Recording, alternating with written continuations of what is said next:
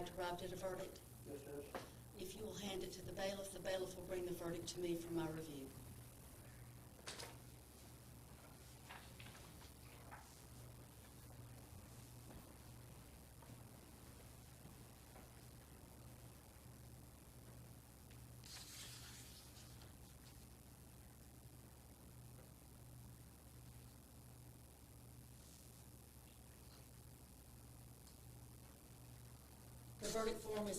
The verdict is in proper form to be received by the court. At this time, I'm going to ask the clerk to publish the verdict.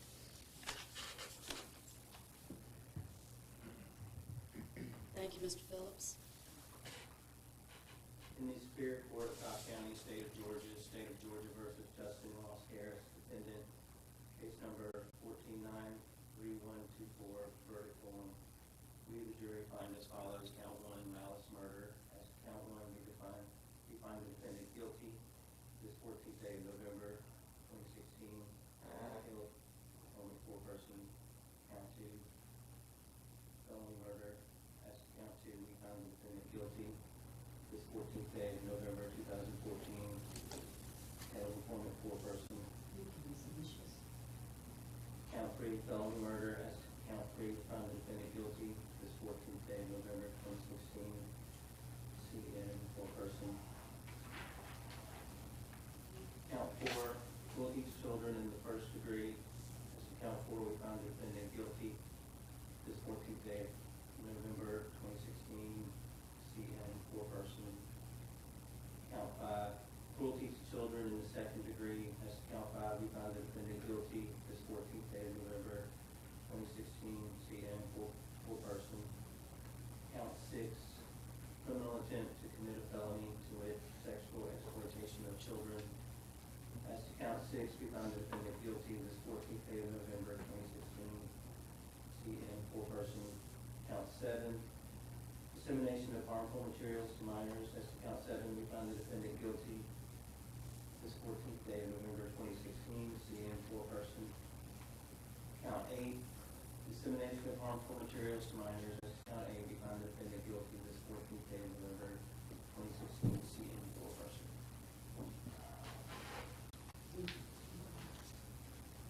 Counsel approach to review the verdict.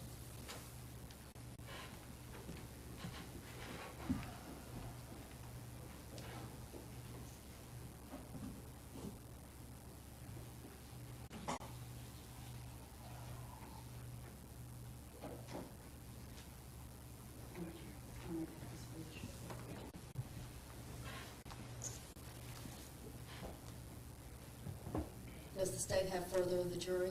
No, Your Honor. Does the defense? We'll ask for a poll. Certainly. Ladies and gentlemen, we've received your verdict and it's been published in open court. The next step in a trial is the poll of the jury. Poll of the jury is when you're called upon to confirm that the verdict that has been rendered by the jury is in fact your verdict. The way I'll do that is the clerk will call your names by initials shortly. When your initials are called, please stand and I will ask you 3 questions.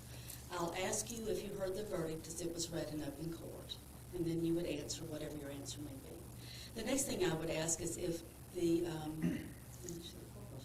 then I will ask you if the verdict that you heard is in fact the verdict that you had in your jury room. Then I'll ask you if in fact the verdict that you heard is the verdict of all the jurors in the jury room. And finally, I will ask you if the verdict is still your verdict. And then, as you know, you're under oath. To all of those 4 questions, you would answer truthfully as the case might be as to what your answer would be. And with that, I'll ask Mr. Phillips to go and begin to call the roll of the jurors. JG. Please stand. Did you hear the verdict as it was read in open court? Yes, I have. Was that your verdict in the jury room? Yes, it was. Was it the verdict of your fellow jurors? Yes, ma'am. And is it still your verdict? Yes, it is. Thank you. Please be seated. CP. Did you hear the verdict as it was read in open court? Yes, ma'am. Was wrong one? We got. Eventually we'll be there. Yes, sir. Did you hear the verdict as it was read in open court? Was that your verdict in the jury room? Yes. Was it the verdict of your fellow jurors? Yes. Is it still your verdict? Thank you. Be seated. CP. Did you hear the verdict as it was read in open court? Yes. Was that your verdict in the jury room? Yes, ma'am. Was it the verdict of your fellow jurors? Yes, it was. Is it still your verdict? Yes, ma'am. Please be seated. SM. Did you hear the verdict as it was read in open court? Yes, ma'am. Was that your verdict in the jury room? Yes. Was it the verdict of your fellow jurors? Yes. Is it still your verdict? Yes. NH. Did you hear the verdict as it was read in open court? Yes, Your Honor. Was that your verdict in the jury room? Yes, it was. Is it still your verdict? Yes, ma'am. And was it the verdict of your fellow jurors? Yes, Your Honor. Thank you so much. PE. Did you hear the verdict as it was read in open court? Yes. Was that was that your verdict in the jury room? Yes. Was it the verdict of your fellow jurors? Yes. Is it still your verdict? Yes. Thank you. Be seated. PO. Did you hear the verdict as read in open court? Yes. Was that your verdict in the jury room? Yes. Was it the verdict of your fellow jurors? And is it still your verdict? Yes. Thank you. JJ. Did you hear the verdict as it was? Two JJ. This is a male.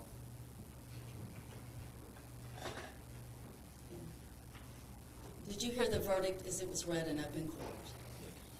Was that your verdict in the jury room? Yes. Was it the verdict of your fellow jurors? Is it still your verdict? JR. Did you hear the verdict as it was read in open court? Yes, ma'am. Was that your verdict in the jury room? Yes, ma'am. Was it the verdict of your fellow jurors? Yes, ma'am. Is it still your It verdict? is. Thank you. GG. Did you hear the verdict as read in open court? Yes, ma'am. Was that your verdict in the jury room?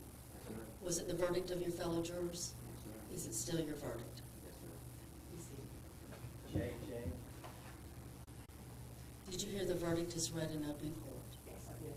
Was it your verdict in the jury room? Yes, it was. Was it the verdict of your fellow jurors? Yes, it was. Is it still your verdict? Yes,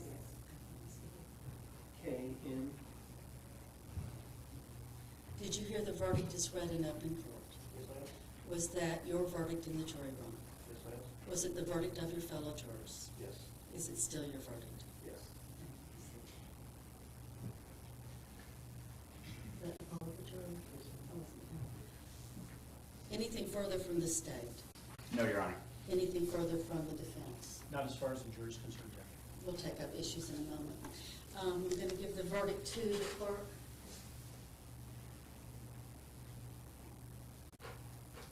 Ladies and gentlemen, that concludes your service on this case.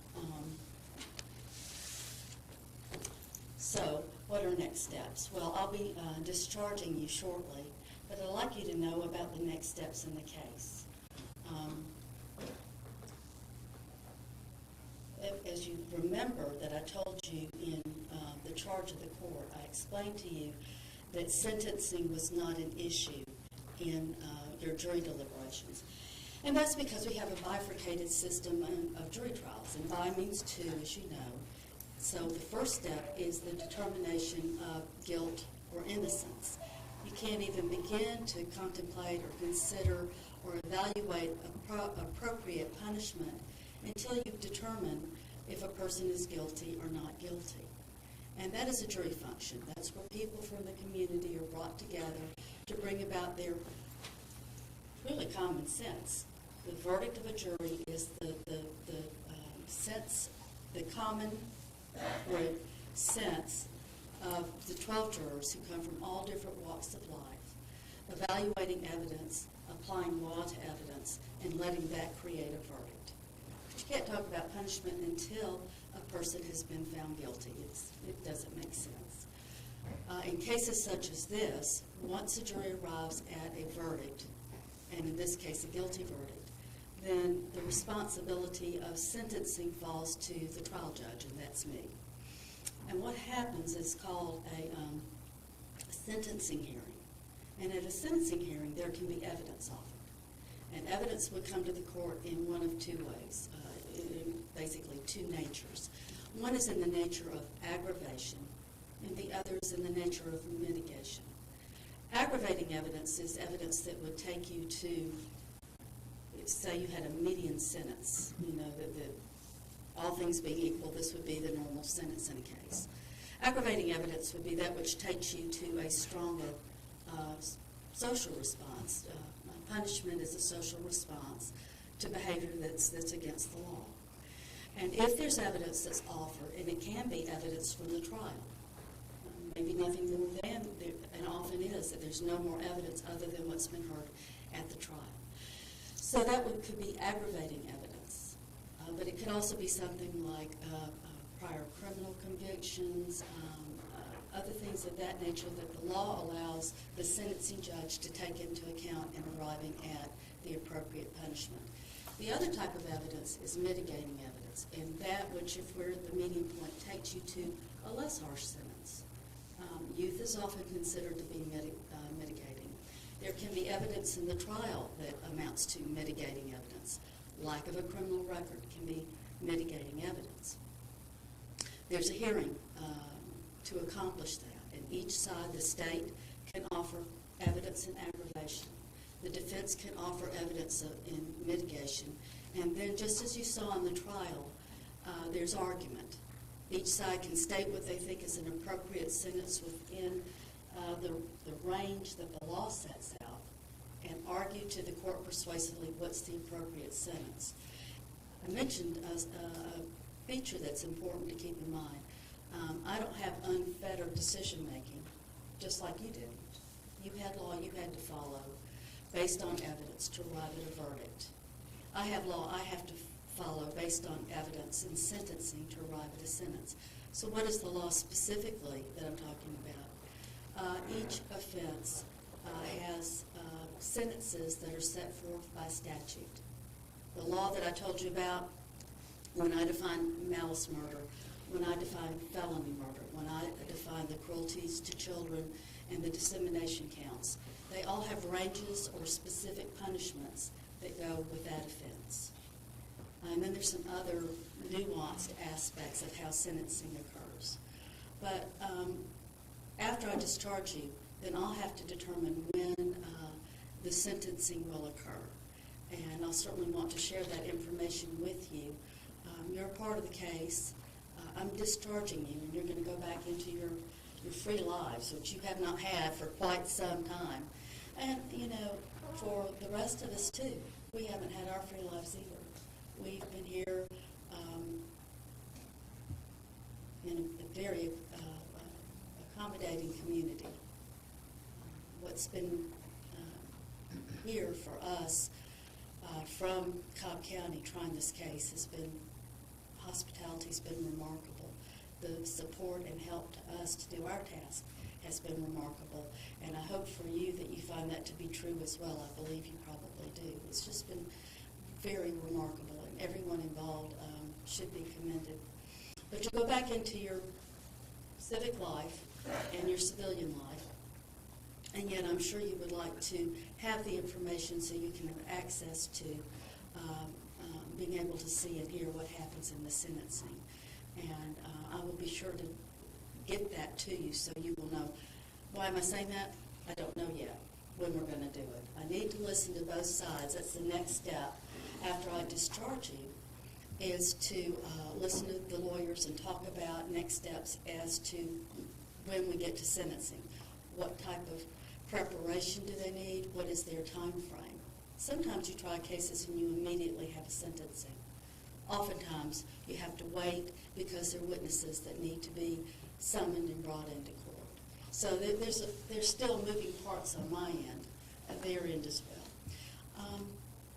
Before I discharge you, I'd like to say to you that you've seen, in my opinion, very good trial work. The lawyers have done an outstanding job in representing Mr. Harris and making sure that not only were his rights protected, and sometimes we get a little jaded about rights, but rights matter because they define us as a society. And if, heaven forbid, we ever find ourselves in a circumstance or our family in a circumstance. We want to make sure we live in a society where those rights protected to us are there for us. It's an equalizer. It makes us all equal under the law. And that's one of the hallmarks of American society. And you have seen very good lawyering in that regard. You've also seen very good development of the facts and circumstances. The presentation was very good, and I see lawyers all the time. I am one. I'm pleased to be one. I'm very proud of the career choices I've made that have given me such an ability to see how our system works, how justice works in our country and in Georgia. And you've seen very high quality work, and I commend the lawyers for that. Having said that, I'm going to excuse you. I'm going to send you back to your jury room. The poor alternates, bless your hearts. You must have, I can't, every time I have to tell somebody they're an alternate, I go, this is as punishing to me as it is to them to say, yep, we made you sit here. Yep, we made you listen, and now we're going to put you in a room, and you're going to have to play whatever, do whatever y'all were doing. And the frustration, I'm very sensitive to it. We couldn't have tried the case without you. What if somebody got sick? You would not believe, I was washing my hands every minute thinking, I do not need the flu. I got my shot. I don't need to get sick. And I was thinking, and you all don't need to be sick. Nobody needs to get sick. But what if somebody had? You know it can happen. So we had to have the alternates for that purpose. Y'all have been a true pleasure to work with. You showed up on time. You've worked really hard. You've been attentive. All the things that I would say A++ jurors do, you all did. And I absolutely appreciate that very much. It's made it so much easier on all of us. Judges can't comment on verdicts, so if you think I'm going to, I'm not. Your function. You all have acquitted yourselves and worked hard and are greatly deserving of the hard work and attention, dedication that you've put to this.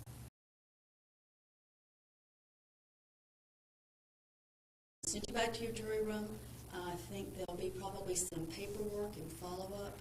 Traditionally, what is done is the lawyers and the judge come back just simply to answer any questions. And if you've got a minute for the lawyers and you're comfortable with it, please do that. I've been involved with juries my entire legal career. I used to try cases, and win, lose, or draw, I always appreciated talking to the jurors. It made me a better lawyer.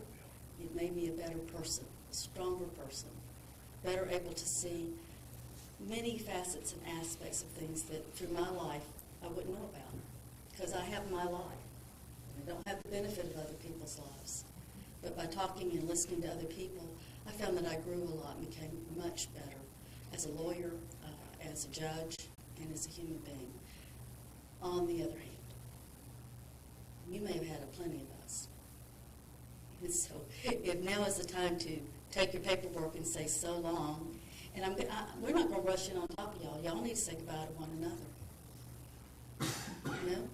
There's got to be some de-escalation. There's got to be a moment to go,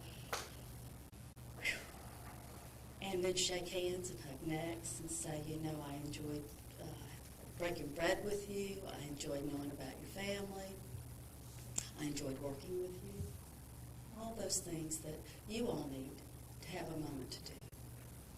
And then once you've got your paperwork and y'all had your moments together with each other, I'll spend that time working with lawyers to figure out when we'll be doing sentencing. Then if you would like to leave, please do so. If you'd like to stay and have a chance to people that you've worked with so long to shake a hand or make a comment or share a thought, we'll step back with you for that as well. So with those comments, I'm going to excuse you to your jury room. Y'all take your time to decompress. Alternates join them? Yep.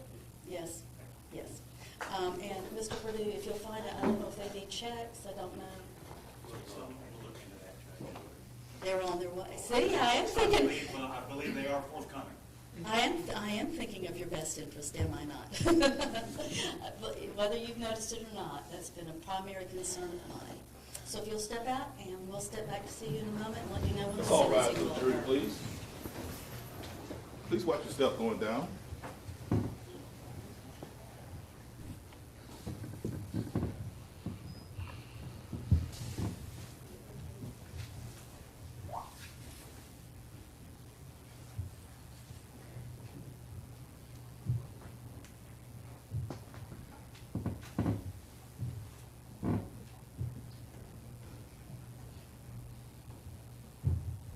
Please be seated.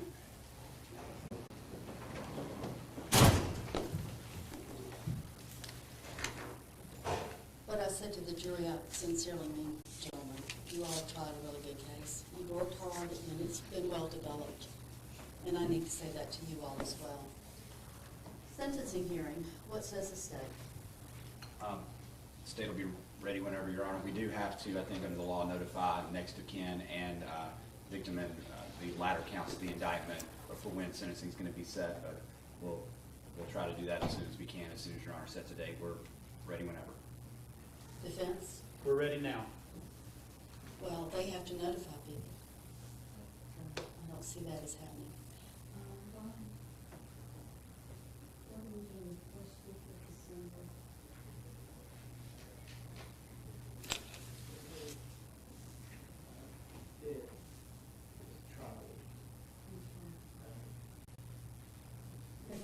Have you got the calendar?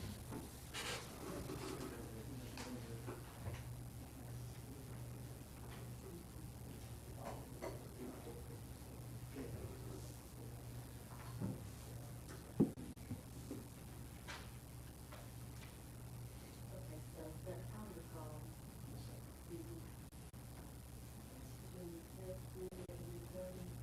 How long do you anticipate the sentencing hearing to be? From the state's position, probably no more than 15, 20 minutes. And from the defense, do you have an estimation? We will be putting up no evidence nor making any argument.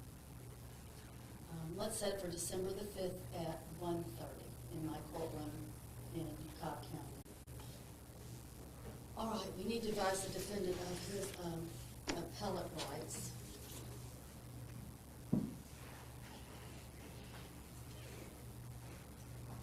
Mr. Kilgore, I don't anticipate you've had an opportunity to discuss that with your client. They've been discussed at great length. And to your credit, do you want to make a predicate statement of some sort? I do not. Well, what have you, okay, then what have you advised him of? That if he's convicted, he has the right to appeal, and we'll be taking care of that. You're going to take care of that? Yes, ma'am. Okay, all right. Well, then, Mr. Harris, the counsel has advised me that y'all have discussed appellate issues at length, and that they are going to file the notices of appeal in a timely manner. Generally, that's going to be within 30 days, at least kind of a blanket notice of appeal to be fleshed out at a later time. Would that be consistent with what you advised to Mr. That's, Kilgore? we went into a good bit more detail, but he's aware of those rights that he has, and he's aware that we're going to be handling those in the proper fashion, Judge. Well, the thing that's important for me to tell Mr. Harris is that he's got 30 days to file a notice of appeal, and it can be very blanket and pro forma, but the 30 days is the deadline, and that's what needs to be said by the court. Mr. Harris, do you understand that? Yes, ma'am. All right, is there anything else for the state? No, Your Honor. Is there anything else for the defense? Not at this time, Judge. Do you want to step back and see the jury? We would, Judge. I know we'd spoken about this earlier. I didn't. It may not be the best idea, but just a thought we had, possibly, so they don't feel pressure. If they wanted to come back maybe in the morning to the courthouse for a meeting in a room or something like that, to meet at maybe 8:30, 9 o'clock, if they're open to that way. Just a thought. I'm inclined to say, they'll say no, thank you. But we would like a minute to speak with them if at all possible. Well, y'all just stay put and I'll work it out to where it's going to be best for everybody. Yes, ma'am. How about the defense? I think that at least one of us is probably going to want to speak to him. Perfect, all right. Sheriff John, thank you so much for your officers and your outstanding hospitality. Yes, ma'am. Thank you. Greatly appreciated. All right, I'm gonna take a recess now, and I'm gonna get the jury settled and figure out what's the best place. They may wanna come in here, but I don't know that they're gonna wanna, ladies and gentlemen of the press may not be who they're interested in. I don't know. You know, at this point, they're free agents. Let's let them have some freedom and some input into what we do. So I will go and work on that. This court stands in recess.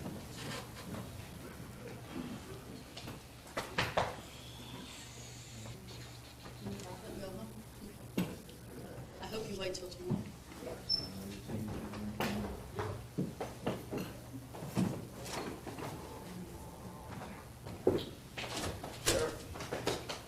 Thanks for stopping by. She's good. You just got this.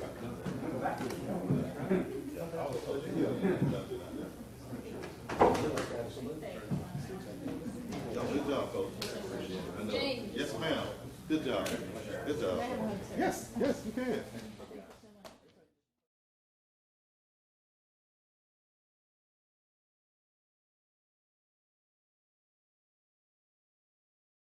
Heard the judge saying is that she's going to arrange an opportunity for both the defense and the prosecution to talk to the jury to find out what moved them in this trial, what motivated them. And we are going to try to do the same. Our Claire Sims is on the scene, so is Angelique Proctor. We're going to try to talk to the jury. Of course, they're free not to talk to us, but we'll ask them what it was that convinced them of Ross Harris's guilt. Let's toss back to Claire. Yeah, Russ, well, one of the things that we've been seeing throughout the jury deliberation, let me give you a little bit of the timeline. The jury was actually given this case and began deliberating last Tuesday, November 8th, the same day as Election Day.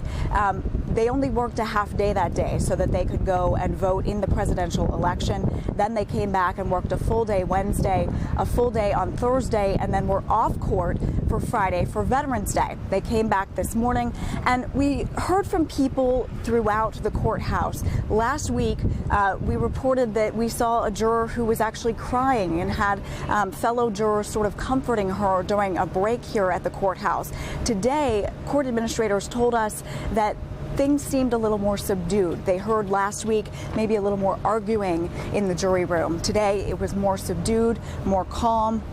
And again, now I guess we believe that that was because they were closer to making a determination and, of course, agreeing at this point on all 8 counts and finding Ross Harris guilty. So we had a half day of deliberation last Tuesday, 2 full days, Wednesday and Thursday, and then a little bit more than a half day of deliberation today before the jury was able to reach a consensus on all 8 counts. And one of the things that we saw last week is the jurors did ask to review some of the evidence, and they had most of the evidence in their jury room. But when it came to electronic evidence in this case, they had to review that in the courtroom under supervision. So we saw them rewatch the interview of Ross Harris the first day after this happened.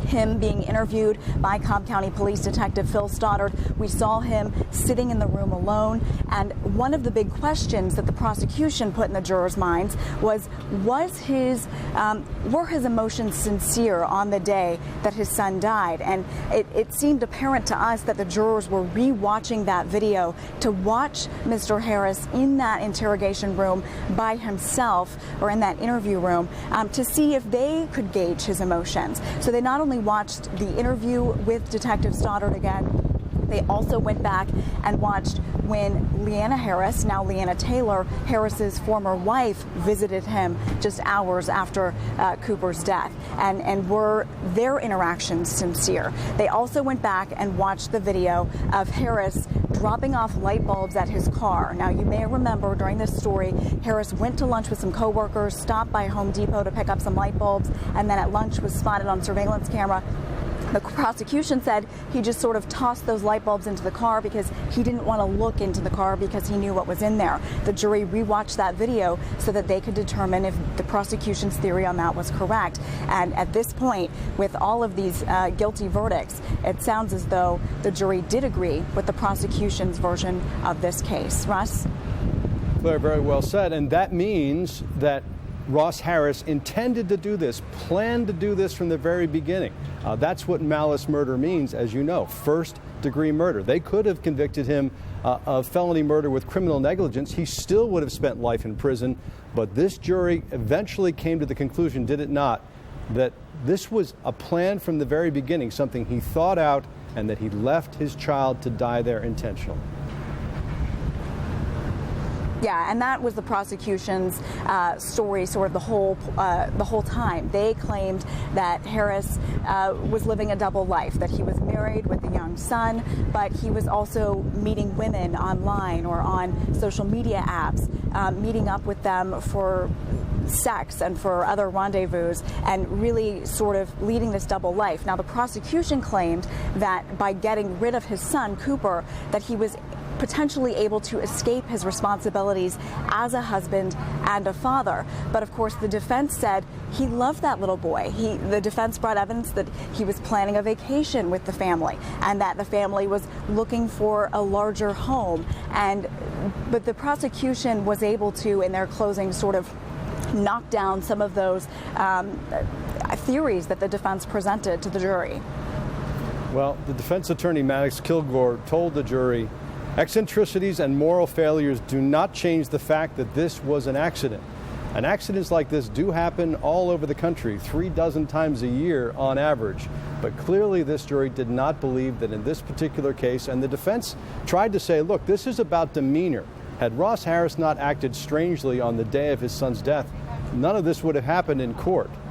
But clearly the jury sided with the prosecution and vindicated their decision to bring what were very unusual murder charges under the circumstances. Yeah, exactly. And I remember, that we watched that video again with Leanna Harris in the interview room with her husband saying, what did you say? Why have they charged you? What are you being charged with? Really not understanding exactly what the extent of this would be. But that was a big question. I remember when this first happened, that people were saying they weren't sure if this was criminal. Obviously, the jury here in Glynn County, Georgia today believes that it was. Claire Sims, live in Glynn County. Thank you so much. So this is justice for Cooper Harris. The sentencing, again, will happen on December 5th, back in Cobb County, 1:30 in the afternoon, in Judge Mary Staley Clark's courtroom. It will be life in prison. The question is life plus how much? And we heard Maddox Kilgore, the defense attorney for Ross Harris, say that they will appeal. They have 30 days to file that appeal, so perhaps this is not over, but at least for today, justice has been served. We heard the judge say that this was good lawyering on both sides, that the lawyers for the prosecution and the defense did their jobs. It is guilty on all counts, including the most serious, malice murder, Georgia's equivalent of first-degree murder, the death penalty off the table. We're going to try to talk to the jury and have complete coverage for